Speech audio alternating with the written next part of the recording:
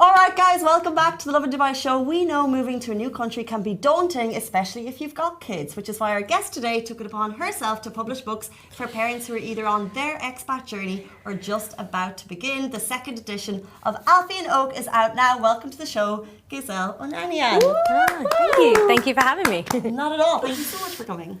So do tell us a little about yourself and how yourself and the book. Okay, perfect. Yes. So I am a 30-year expat here in Dubai. 30 years? 30 years, yep. I moved here in 92 or 93.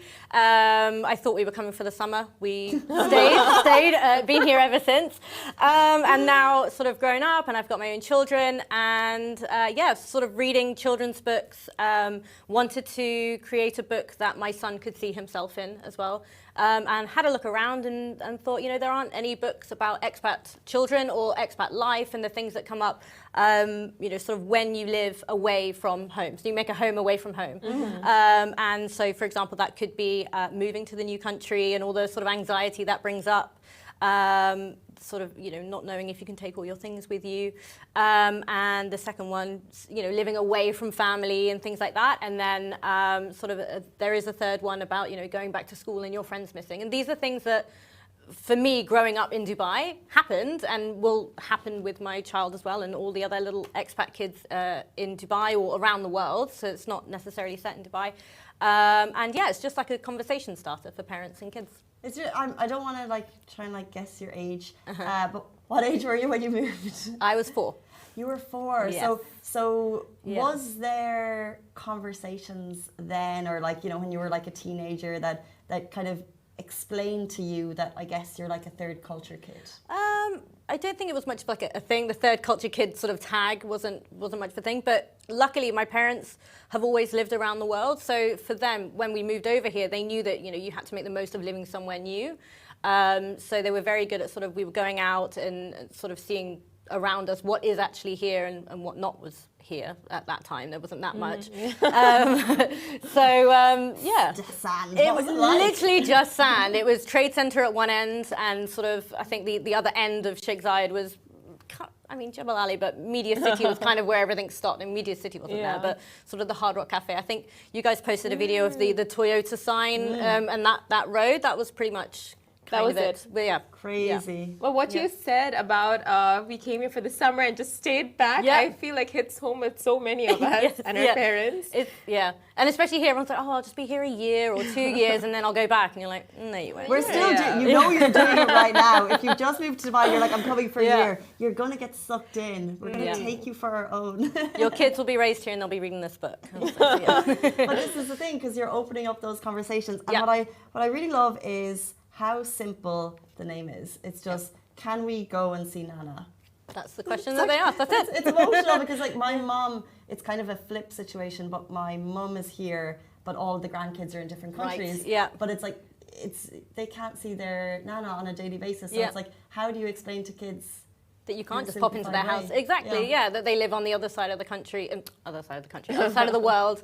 And in fact, my son, Frankie, who Alfie is based on, and I actually do have a little dog called Oakley. So yeah, Frank, that sort of based on my son Frankie. But he's asking at the moment, you know, can we go and see Nana and can we go on the airplane? He's got a little plane that he plays with. And I was like, well, you know, they're actually coming here, but still having to explain that they're coming here on the airplane. They'll come for 2 weeks and then they'll go back and, you know. It's an emotional roller coaster. Have you been asked this question though by your kids? How did this tagline come? Can we go and see Nana? Yeah, I mean, for him particularly because, I mean, especially with sort of COVID and no one could travel, and he's spending his time looking at, you know, grandparents on Zoom. And he's like, oh, can we go and see them? And I'm like, well, not really.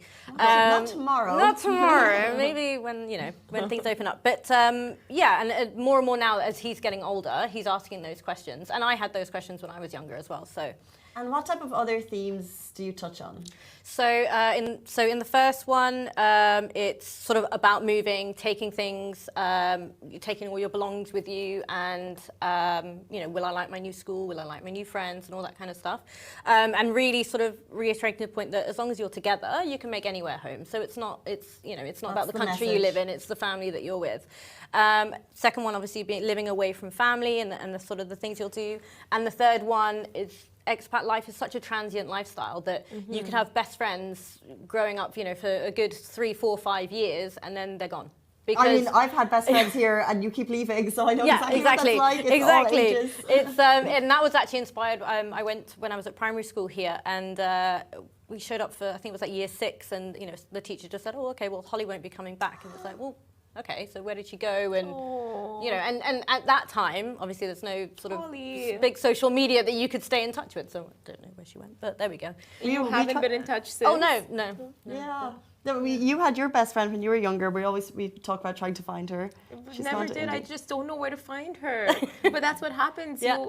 You lose them. They're gone. Yeah. They're gone forever. It's like they were never there in your life. Yeah, exactly. But I want to ask, what was that one moment you're just like, no, I have to sit down and write this book and make this happen? It was, I think, so with my children, we read a lot of stories. Like, it's not just one book at nighttime. It's like 3 books at nighttime. And it's not even at nighttime. It's throughout the day. It's sort of all the time. And I was kind of like, well, I want to write a book. The rhyming, it makes it sort of very open and sort of friendly, but one that he could see himself in. And I just kind of came upon, okay, well, let's write about expats, and then it just started flowing. And then it was, okay, there was 3, there's actually another one that we didn't put in, and it just kind of just kept going. And I think it's if you write about something that you know, then it flows. The creativity just flows. So. And how did you get all the graphics together? Because I think a lot of people, it's incredible to get this, and is it on sale in places? Like, what was the process like for you? So it was, I sort of had written them, and as a writer, I was like, oh, these are in perfect state.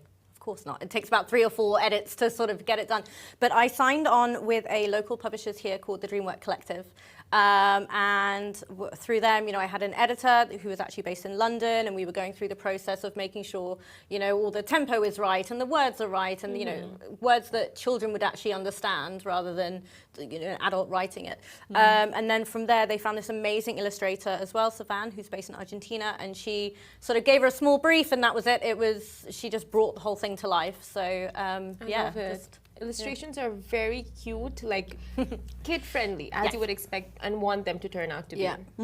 And what do we have here? Because I know that we're doing this giveaway. Guys, by the way, just tag someone if you want to win it. We want to give it away to someone. So talk us through what we're sitting. So this is just a little, with with the launch of each book, I've kind of done small little gimmicks to go with it. So the first one I had a batch of cookies that kids could decorate with the characters. And then of the second one, it's actually a puzzle of one of the illustrations that's inside that the kids can do, about 20-piece puzzle. So they can go through. For the future, like going forward, is children's books something you want to keep pursuing, or you want to get into other genres? I'm not too sure yet, because I kind of have ideas in my head, and I was like, well, can you do children's books and then jump to something completely different? And then I don't know yet. But it's one thing is maybe expanding sort of this series to beyond the 3, or creating something new. What does that mean in terms of children's books? Because I think that I've always think it's such an idyllic type of career to have. Yeah. So when you say expand on the series, do you mean like more books, or maybe you'll create a little little characters, or what does that mean? So expand, sort of create more books, so more sort of topics that come up, but also additional materials that kind of come with it that can help understand. So perhaps can we go and see Nana? Can we go and see Nana is great also because children are going off throughout the summer to go see grandparents. So is it something that they take with them, that they can play with their Nana, or is it something for the plane? I don't know. It's kind of expanding that. I don't want to say empire or the merchandise line or whatever it is. But have you with your books, parents buy them for the kids? Have you heard of any very interesting stories from parents about just their experience of kids and that expathood and all of that? From reading the book, or No, like just have you come across anyone who's been like, thank you for these books? And I've this is had- what we faced. yeah, I've had quite a few some great comments coming back from parents saying, "Oh, this is perfect. It's so relatable." Particularly with the whole summer thing, where kids are asking to go see Nana, and it's like, "Well, we've read this story, and now we're going." So it kind of helps sort of bridge that gap between not seeing and then seeing. But yeah, just the fact that they are relatable, I mean, we sort of do it for an age rate. They're set as an age rate of 5 up, but I think you can go even lower, particularly with the illustrations and stuff. But no, it's just been all great feedback. The first one actually, you know, when we think of moving to a new country, I thought, oh, okay, well, that's people coming to Dubai, but it's actually people leaving too, particularly at the end of, this is now the end of the school year. So a lot of people leaving. So it's turned into a little bit of a leaving gift as well, with parents saying, you know, like, for their friends to share with their kids that they are moving on to another country. So it's so interesting that you say that because I was I'm a big Facebook group user. Right. Yes. And one Love of Facebook groups. Yeah. Yeah, and one of the questions was someone on the Irish in Dubai Facebook group, and she's like, I'm coming here with my 2 kids and really concerned about kind of like how her kids are going to make friends, and she's like, can I meet you to all the other parents, and like trying to, so you know that it's a very real emotional that people are dealing with, that you're like really nervous about how your kids are going to adjust. Yeah. So how are you getting this book to these people? So it's just through Facebook group. Great Facebook community groups are fantastic at spreading the word or getting involved here in sort of mum clubs. Through that, doing book readings. So I've done a few book readings at schools and at libraries, and a few coming up as well. And then also it's sort of advertising where it is on sale. So it's on sale here in bookstores, but also online around the world. So if it is someone sees it, they're moving from Ireland, they could buy it in Ireland, sort of on those channels as well. So yeah. I need to add this to the group because I read this like 2 days ago. I need to go back and be like, I have a book for you, Mom. Yeah, Would go on you Amazon. think of doing an airplane collaboration like with Emirates or Etihad or something? So when, you know, people come down from various countries, they have, you know, like for kids, they give out toys. Yes. They can give like a smaller version of the book with the toys. That is the dream. Yeah. That is the dream. Emirates. Hi. No, I think that's such a nice idea as well, and also, particularly when you're moving to a new country, you have so much to think about. You know, all your contents of your house that you're literally picking up and putting away. The feelings of your children are a big thing.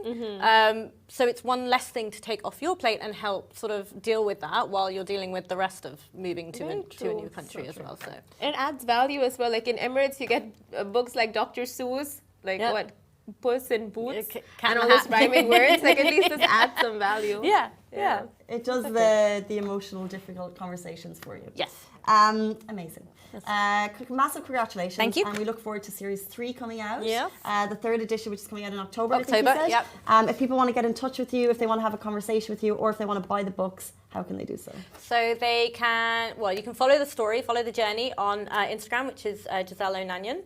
And then you can buy the books here locally at Magrudy's, Bookworm, Kinokuniya as well, and Virgin Megastores, select Virgin Megastores. And then online it's on Amazon or direct from the publisher, which is Dreamwork Collective, and they have an online bookstore as well. Congratulations, it's so thank amazing. you. Guys, Thank that you. is all we have time for today. That was Giselle Onanian, the author of Alfie and Oak, the series of books. And if you want to get them, you have the information there. But goodbye from me. Goodbye from me. And goodbye from me.